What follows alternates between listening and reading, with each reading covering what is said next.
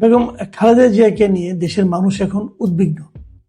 ওনার স্বাস্থ্য নিয়ে উদ্বিগ্ন, ওনার জীবন নিয়ে উদ্বিগ্ন। এবং গতকালকে এটা নিয়ে আলোচনা করতে গিয়ে আমি বলেছিলাম যে ওনার একমাত্র জীবিত পুত্র তারেক রহমান দেশে আসছেন না কেন, মার কাছে থাকার জন্য, মাকে দেখার জন্য। বলা হচ্ছিল যে বেগম খালেদা জিয়াকে বিদেশে নেওয়া যায় কিনা, কিন্তু এরই মধ্যে আমরা জেনেছি ডাক্তাররা বলেছেন ওনার যে হেলথ কন্ডিশন, তাকে বিদেশে নেওয়াও যাচ্ছে না। তো সেক্ষেত্রে তারেক রহমান কেন আসছেন না, এই প্রশ্নটা সবার মধ্যে আছে। এবং তারেক রহমানের আসার দাবিটা কিন্তু অনেক আগে থেকে আছে, বিএনপির পক্ষ থেকে আছে, দেশের সাধারণ মানুষের পক্ষ থেকেও কিন্তু এটা আছে। এখন মায়ের ঘটনা আরেকটা মানবিক কারণ যুক্ত করেছে। এটা নিয়ে কালকে আমি কিছু কথা বলেছি এবং আমাদের সাধারণ মানুষের মনের ভাবটা কি সেটাও আমি আমার মতো করে বলার চেষ্টা করেছি। কিন্তু যে কথাটা কালকে আমি বলিনি সেটা হলো, এই তার আসতে না পারা, এর পেছনে কি ডিপ স্টেটের কোনো ভূমিকা আছে? এখন ডিপ স্টেট জিনিসটা কি, এটা নিয়ে আলোচনা কিন্তু হতেই পারে। সে আলোচনায় আমি আসছি। তার আগে আমি একটু বর্তমানের বাস্তবতাটা বলে নিই। তারেক রহমানের যে পার্টি আছে বিএনপি, সেই বিএনপির নেতৃবৃন্দর কাছে সাংবাদিকরা প্রশ্ন করেছেন যে উনি কেন আসছেন না। মির্জা ফখরুল ইসলাম আলমগীর, যিনি বিএনপির মহাসচিব, তাকে যখন প্রশ্ন করা হয় তিনি কেবল বলেছিলেন যে তারেক রহমানের ফেসবুক স্ট্যাটাসে সব ব্যাখ্যা আছে, এই বিষয়ে আর কিছু বলার নেই। এখন ফেসবুক স্ট্যাটাস উনি কি বলেছেন আমি আবারও কালকে পড়েছি, আরেকবার নতুন করে বলি। আমি ওই জায়গাটুকু বলি যেটুকু তার আশার সম্পর্কে আছে। তিনি বলেছেন যে এমন সংকটকালে মায়ের স্নেহ স্পর্শ পাবার তীব্র আকাঙ্ক্ষা যে কোনো সন্তানের মতো আমারও রয়েছে, কিন্তু অন্য আর সকলের মতো এটা বাস্তবায়নের ক্ষেত্রে, এখান থেকে খেয়াল করেন, এটা বাস্তবায়নের ক্ষেত্রে আমার একক সিদ্ধান্ত গ্রহণের সুযোগ অবারিত ও একক নিয়ন্ত্রণাধীন নয়। মানে উনি একাই সিদ্ধান্তটা নিতে পারছেন না, ওনার নিয়ন্ত্রণেও নেই সে সিদ্ধান্ত নেওয়ার ক্ষমতাটা। তারপর আরো বলেছেন, স্পর্শকাতর এই বিষয়টি বিস্তারিত বর্ণনার অবকাশও সীমিত। মানে বিষয়টা এক নম্বর হলো স্পর্শকাতর, এবং এটা কি ঘটনা এটা নিয়ে বিস্তারিত বর্ণনাও উনি করতে পারছেন না। তারপর উনি বলেছেন, রাজনৈতিক বাস্তবতার এই পরিস্থিতি প্রত্যাশিত পর্যায়ে উপনীত হওয়া মাত্রই স্বদেশ প্রত্যাবর্তনে আমার সুদীর্ঘ উদ্বিগ্ন প্রতীক্ষার অবসান ঘটবে বলেই আমাদের পরিবার আশাবাদী।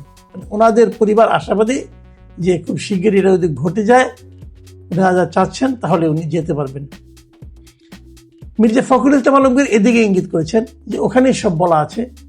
তার মানে কি, বেশি কথা অথবা খুলে বলার ইচ্ছা তার দল বিএনপিরও নেই, তারাও খুলে কিছু বলতে চায় না। কেন গোপনীয়তা, কার কাছে গোপন করতে চায়, এবং সেটা কি গোপন করতে গেলে আরো বেশি সন্দেহের জন্ম দেয় না? এই প্রশ্নগুলো কিন্তু আমি কালকে করেছিলাম। তাহলে কি সরকার আসতে দিতে চায় না? সরকার কি বলছে? সরকার গতকালকেই বলেছে, সরকারের এই স্ট্যাটাস নিয়ে, তারেক রহমানের এই স্ট্যাটাস প্রকাশিত হওয়ার কিছুক্ষণের মধ্যেই, অল্প কিছুক্ষণ পরে সরকারের প্রেস সেক্রেটারি তিনি বলেছেন যে তারেক রহমানের ফেরার ব্যাপারে সরকারের তরফ থেকে কোনো ধরনের বাধা নিষেধ বা কোনো ধরনের আপত্তি নাই। সরকার স্পষ্ট করেছে নাই। আমি আগেও বলেছিলাম আপনাদেরকে যে গত 15 জুন যখন প্রধান উপদেষ্টার সঙ্গে তারেক রহমানের বৈঠকটা হয়, তখনই আমাদের স্বরাষ্ট্র বিষয়ক উপদেষ্টা জাহাঙ্গীর আলম চৌধুরী বলেছিলেন যে তারেক রহমানের দেশে ফেরার ব্যাপারে তাদের কোনো ধরনের বিধি নিষেধ বা আপত্তি নেই। সরকার কিন্তু দায়টা নিজের কাঁধে আর রাখলেন না। তাহলে দায়টা কার? এবং আজকে আমরা এটাও দেখলাম যে আমাদের পররাষ্ট্র বিষয়ক যিনি উপদেষ্টা আছেন মিস্টার তৌহিদ হোসেন, তিনি কিন্তু বলেছেন যে তারেক রহমান যদি আজকে আসতে চান, তাকে একদিনের মধ্যে ট্রাভেল পাস দিয়ে দেওয়া হবে। মানে উনি যদি আজকে সিদ্ধান্ত নেন, কালকের মধ্যে ট্রাভেল পাস দেওয়া যাবে এবং উনি পরশুদিন চলে আসতে পারবেন। ট্রাভেল পাস জিনিসটা কি, ওনার তো পাসপোর্ট 14 বছর 15 বছর আগে গেছেন, 17 বছর আগে গেছেন। যে ওনার তো আসার জন্য একটা পাস লাগবে, সেই পাসটা বাংলাদেশ হাই কমিশন যেটা আছে লন্ডনে তারাই দিবে ওনাকে, একটা ট্রাভেল পাস দেবে, সেই পাস নিয়ে উনি বিমানে করে দেশে আসতে পারবেন। এটা ওয়ান টাইম ট্রাভেল পাস বলে, কোনো ব্যাপার না, আসতে পারবেন। তাহলে আসার ক্ষেত্রে আইনগত কোনো ধরনের জটিলতা নাই। তাহলে জটিলতাটা কোথায়? আমি জটিলতাটা একটু ইঙ্গিত দেওয়ার চেষ্টা করি আপনাদেরকে। আমি বলেছি আমি কিন্তু আপনাদের ডিপ স্টেট সম্পর্কে বলবো, তার আগে এগুলো একটু ব্যাখ্যা করে নিই, তাহলে ডিপ স্টেটটা আপনারা ক্লিয়ার হবে।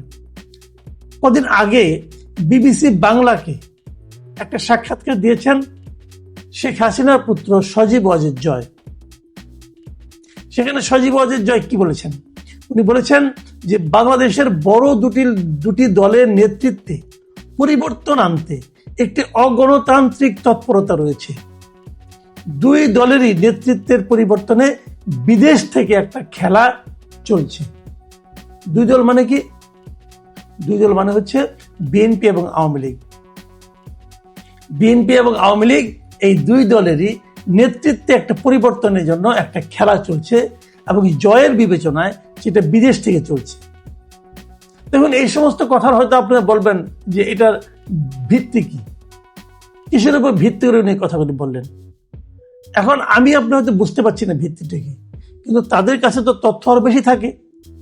তারা হয়তো কোনো না কোনো ভিত্তির উপর নির্ভর করে এই ধরনের আশঙ্কা করছেন। এই যে আশঙ্কা, এই দৃশ্যমান কোনো ভিত্তি নেই, তারপরও আশঙ্কা করছেন এবং সেই আশঙ্কাকে অনেকে মেনেও নিচ্ছেন। সরকারের কোনো আপত্তি নেই, রাষ্ট্রের কোনো আপত্তি নেই, দৃশ্যমান কোনো ঝামেলাও নেই, তারপরে ঝামেলা একটা থেকে যাচ্ছে। এটা কেন? এটাই হচ্ছে ডিপ স্টেট। আসলে ডিপ স্টেট বিষয়টা কি? আপনি কিন্তু ডিপ স্টেট বলতে খুব বেশি কিছু যে এক্সিস্ট করে, খুব দৃশ্যমান কিছু যে আছে, এটা কিন্তু প্রমাণ করা যাবে না। এটা হলো এমন একটা শক্তি, যা গোপন শক্তি, যে শক্তিটা আড়ালে থেকে কাজ করে, যাকে দেখা যায় না কিন্তু যাকে অগ্রাহ্য করা যায় না। যেমন আমি উদাহরণ দিয়ে বলি আপনাদেরকে, শেখ হাসিনা যখন ছিলেন তখন আমরা আয়নাঘর বলে কথা বলতাম। আয়নাঘর দেখা যেত, তখন দেখা যেত না, কিন্তু আয়নাঘরের ভয়টা কার মধ্যে ছিল না বলেন? সবার মধ্যে কিন্তু আয়নাঘরের ভয়টা ছিল। গুম হতো, পুলিশকে জিজ্ঞাসা করতেন, না আমরা তো নেইনি। র্যাবকে জিজ্ঞাসা করবেন, না তারাও নেয়নি। তাহলে কে নিল? কেউ নেয়নি, কেউ স্বীকার করছে না, কিন্তু লোকটা নেই। এটা কে? কোথায় গেল? এই যে যাওয়াটা, কোন ব্যক্তির তাকে ধরে নিয়ে গেল সেটা ইম্পর্টেন্ট না, কিন্তু নিয়ে কোথায় রাখলো সেটাও ইম্পর্টেন্ট না, কিন্তু এই যে টোটাল প্রক্রিয়াটা, একজন লোক হঠাৎ করে হাওয়া হয়ে যাচ্ছে, এটাই হচ্ছে ডিপ স্টেটের কাজ। ডিপ স্টেট এই কাজগুলি করে, যে কাজগুলো কোনো জবাবদিহিতা নাই, যে কাজগুলো দৃশ্যমান নয়, অথবা কারা করছে সেটা দৃশ্যমান নয়, অথবা যে করছে সে দৃশ্যমান হলেও সে কেন করছে সেটা দৃশ্যমান নয়, অথবা তাকে কেন করতে হচ্ছে সেটাও দেখা যাচ্ছে না। অনেক সময় একজনকে বলা হলো তুমি আমাকে ধরে নিয়ে আসো, সে হয়তো আইন শৃঙ্খলা রক্ষাকারী বাহিনীর লোক, সে যে ধরে আনলো, কিন্তু সে জানে না সে কেন ধরে আনলো, সে জানে না এটা ধরে আনার মাধ্যমে সে কার পারপাস সার্ভ করলো, কিন্তু সেটা করলো। সে হয়তো বলো আমাকে অমুক আদেশ করেছে, আপনি তার কাছে যাবেন, সে বলো ভাই আমিও যাই না, আমাকে অমুকে আদেশ করেছে। আপনি শেষ পর্যন্ত যে আর কাউকে খুঁজে পাবেন না। এটা ডিপ স্টেট। আমি কতগুলো ঘটনা বলি আপনাদেরকে। যেমন ধরেন, আপনাদের মনে আছে বাসখানে একবার আমাদের ডেইলি স্টারের সম্পাদক মিস্টার মাহফুজ আনাম, উনি একবার একটা সাক্ষাৎকারে বলেছিলেন, একটা টেলিভিশন এটিএন নিউজের একটা সাক্ষাৎকারে উনি বলেছিলেন যে 1/11 সময় ওই ডিজিএফআই অথবা আর্মি ওখান থেকে পাঠানো কিছু তথ্য দিয়ে ওনারা নিউজ করতেন, এবং এটা ছিল ওনার সাংবাদিক জীবনের একটা বড় ভুল। উনি স্বীকার করেছিলেন, এই যেখান থেকে এসেছে এই নিউজগুলো, তারা কি স্বীকার করবে হ্যাঁ আমরা দিয়েছি? স্বীকার করবে না, কিন্তু তারা দিত কেন? সেই হিসেবে একটা ডিপ স্টেট কাজ করত। সরকারের ভেতরে আরেকটা সরকার, যাকে দেখা যায় না কিন্তু তাকে অগ্রাহ্য করা যায় না। এবং সেই ডিপ স্টেট তখন কি চাইতো? সেই ডিপ স্টেট তখন চাইতো যে -2 ফর্মুলা নিয়ে তারা অগ্রসর হয়েছিল, যে দুই দল থাকবে, কিন্তু আওয়ামী লীগের শীর্ষ ব্যক্তিত্ব যিনি ছিলেন তিনি থাকবেন না, বিএনপি যিনি শীর্ষ নেতৃত্ব ছিলেন তিনিও থাকবেন না, খালেদা জিয়া থাকবেন না, শেখ হাসিনা থাকবেন না। বিএনপি এবং আওয়ামী লীগ দুটোই নতুন নেতৃত্বের মাধ্যমে পরিচালিত হবে। আরো যদি আমি সহজ করে বলি, পরিবারতন্ত্র থাকবে না। আমাদের অনেকে আছেন, এই সরকারের মধ্যে অনেক গুরুত্বপূর্ণ ব্যক্তি আছেন যারা নাকি পরিবারতন্ত্রের ঘোর বিরোধী।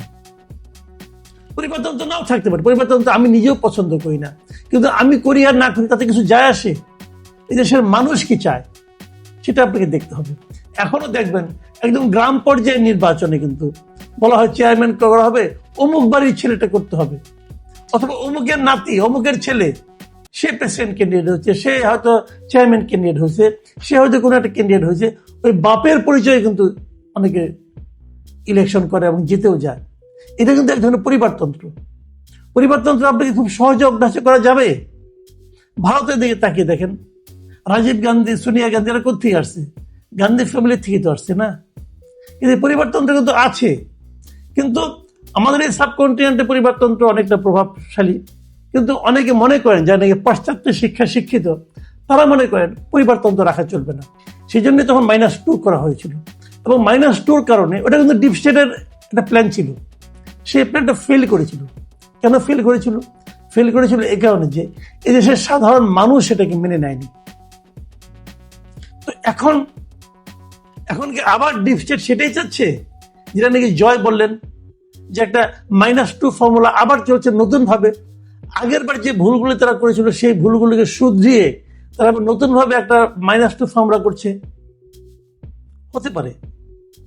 এবং ডিপ স্টেটকে তাহলে কি চাচ্ছে? এই যে আওয়ামী লীগ তখন নাই, ইলেকশন হয় আওয়ামী লীগ নাই, এবং যদি ডিপ স্টেট যদি তারেক রহমানের ফেরত আসাটাকে পছন্দ না করে, তাহলে বিএনপি কোথায়? তাহলে ক্ষমতায় কে আসবে? এই সমস্ত কিন্তু নানা ধরনের প্রশ্ন আসবে। তাহলে কি ডিপ স্টেট অন্য কোনো শক্তিকে চাচ্ছে ক্ষমতায় আনতে? সেটা কি কোনো পলিটিক্যাল শক্তি? পলিটিক্যাল শক্তি বলতে আর কোনো শক্তি দেখছি না আমরা জামাতে ইসলাম ছাড়া। তাহলে কি ডিপ স্টেট জামাতে ইসলামকে সাপোর্ট দিচ্ছে? অন্তত পক্ষে তাদের যে মূল লক্ষ্য যে পরিবারতন্ত্রের বিনাশ করা, সেটা করতে যাচ্ছে। দেখুন, পরিবারতন্ত্রের বিনাশ যখন বলা হয় তখন কিন্তু আরেকটা কথা আসে। দেখুন, আওয়ামী লীগের পরিবারতন্ত্র এখন মোটামুটি নাই।